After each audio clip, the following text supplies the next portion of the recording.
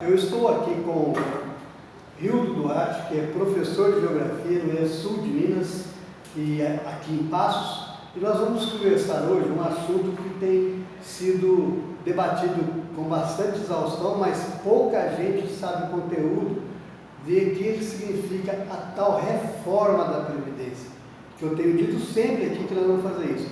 Hildo, eu vou direto ao assunto, por uma razão específica da gente ter o tempo hábil para você responder. Que ponto negativo você aponta na reforma da Previdência? Ou quais pontos? Bom, a gente tem dentro dessa reforma, né, que está sendo defendida pelo atual governo, que na verdade é uma continuação daquela reforma que o governo Temer tentou fazer no fim do mandato dele, né? E a gente tem uma reforma que, na verdade, onera principalmente as camadas mais pobres da população, né? Se a gente for pegar o 1 trilhão que se diz que vai ser economizado, né, dessa reforma, pelo menos 860 milhões vão ser dentro do regime geral da Previdência. E para quem não sabe, o regime geral da Previdência, de cada 10 aposentadorias hoje, 9 recebem no máximo 2 salários mínimos, né?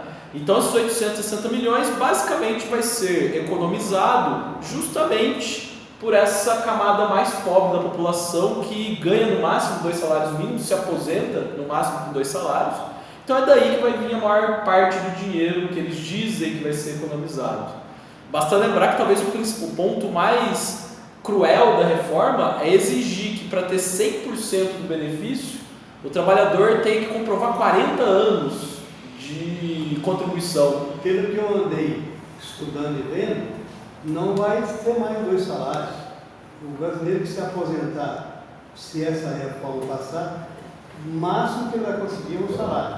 Sim, justamente pelo se o regime continuar sendo hoje da Seguridade Social, né? Sim, principalmente por causa dessa exigência absurda de 40 anos de contribuição. Se a gente for pegar o trabalhador brasileiro, a maior parte dele vai ter 2, 3, 4, 5 empregos durante a vida, e durante esses empregos ele fica um tempo que hoje é de pelo menos 2 anos. Então imagina se a cada emprego que você for mudar, você ficar 2 anos inativo. São 2 anos que você não contribui, né? Então, para lá no fim da vida conseguir juntar os 40 anos para ter 100% do benefício vai ser quase impossível. Esse quadro então piora muito, pelo que você está dizendo, se por acaso for aprovado a questão da capitalização. Ou seja, o indivíduo contribuir ele sozinho.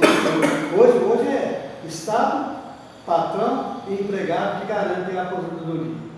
E eles falam em déficit da aposentadoria, mas outro dia mesmo eu vi tirando 400 milhões de reais do regime de previdência para ser usado em outros lados lá da situação do governo federal.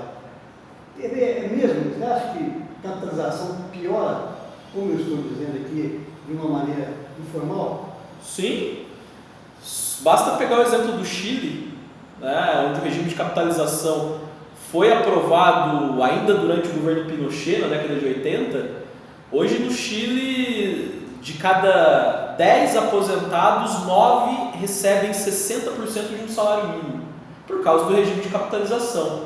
Então o trabalhador tem que capitalizar, fazer a sua própria poupança, né, em vez de contar com o que é hoje o regime de repartição, onde todos os trabalhadores contribuem para a Previdência para sustentar quem está inativo. No regime de capitalização, o indivíduo, o trabalhador individual, contribui para ele mesmo, né? E ele tem que contribuir seguidamente durante 30 anos, não pode falhar. Sim, esse é o problema. No Brasil, a maior parte das pessoas não tem como ficar no mesmo emprego durante toda a vida, não tem uma garantia de renda durante toda a vida.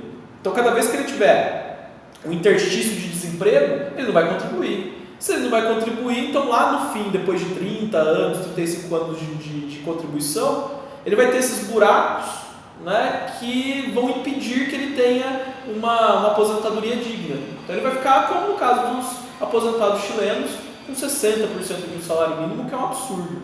Numa visão ideal, que é a pregação que fazem, 30 anos você contribuindo com X reais, 100 reais, depois de 30 anos você vai ter um dinheirão na poupança guardado para você. Mas você que é trabalhador, que precisa cuidar da família, encontrou uma doença, que precisa estar empregado permanentemente, vai ser desempregado, não consegue ter essa capacidade de pagar tão em dia assim a situação, né? Sim. A realidade do mercado de trabalho brasileiro é simplesmente ignorada nessas propostas, com a proposta de capitalização que parece que foi retirada, pelo menos por enquanto, do texto original, mas nunca se sabe se ele pode ser reinserido, porque o senhor... Mas isso aí é firula. Sim. Na hora H tem mais negociação e acabar engolindo tudo em si. Até porque o Sr. Paulo Guedes já pôs pressão em cima da Câmara por ter retirado a proposta de capitalização, que inclusive ele dizia que não era o principal, mas o fato de ele ter ficado decepcionado com a retirada já mostra que o principal motivo para a reforma, na visão dele, era o regime de capitalização. Né? Eu queria trocar uma ideia com você rapidinho, olha para você ver. Hoje em dia, você quando vai trabalhar com carteira assinada, você faz uma opção pelo FGTS, pelo Fundo de Garantia, que é uma coisa que é para você optar cada vez que você vai ser empregado, porque antigamente no Brasil existia o regime de estabilidade no trabalho. Aí acabou e implantaram esse atual regime para carteira assinada ser assim. Quem opta pelo regime anterior? Quer dizer, é uma lereia, vamos dizer, uma falácia colocar essa situação de que vamos optar ou não pelo regime de capitalização. A ideia é essa, todo mundo ir para o regime de capitalização. Sim.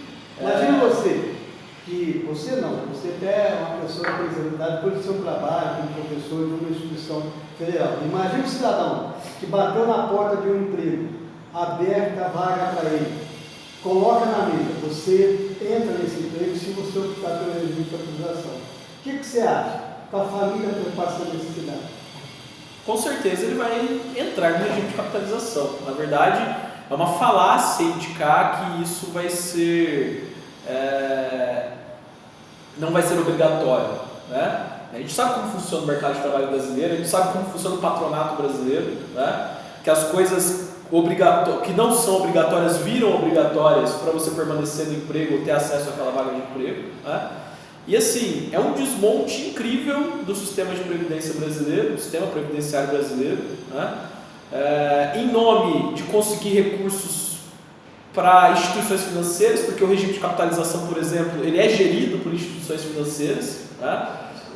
A suposta economia de 1 trilhão, a pergunta que eu faço, por que até agora não esclareceram para a população para onde vai esse 1 trilhão teoricamente economizado? Todo mundo sabe para onde vai, pagar juros e pagar os juros da dívida e da dívida pública brasileira, né?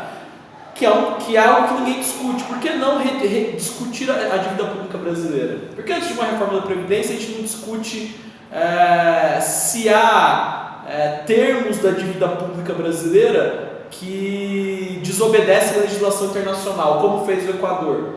O Equador, quando fez essa auditoria da dívida, conseguiu diminuir a dívida dele em 40%. Né? Então, o que é muito mais do que uma reforma da Previdência, que nós comprometemos por ano passado, por exemplo, do orçamento da União, 1 trilhão foi para pagar juros da dívida. Né? Juros, muitos desses que vão contra a legislação internacional, né? Alguns juros que foram criados ali na década de 80, 90 e que nunca foram rediscutidos. Aliás, está na Constituição que tem que se fazer uma comissão de auditoria da dívida. Até hoje nenhum presidente teve coragem de criar essa comissão. Voltando ao tema, vamos caminhando para o momento que a Previdência vai ser votada, a reforma da Previdência vai ser votada. E nós vimos que a questão da mobilização na rua não surtiu tanto efeito como esperávamos. E agora, o que nos resta fazer na resistência que temos a obrigação de pelejar por ela, para que os deputados se civilizem e atuem em favor da grande massa?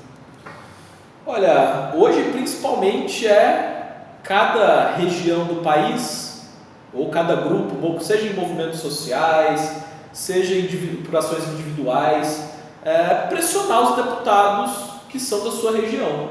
né? Pressioná-los, inclusive dizendo, olha, nós vamos lembrar disso nas próximas eleições. Acho que todos aqueles que votarem contra o trabalhador têm que ser lembrados nas próximas eleições como os que foram a favor de uma reforma que não foi discutida, né?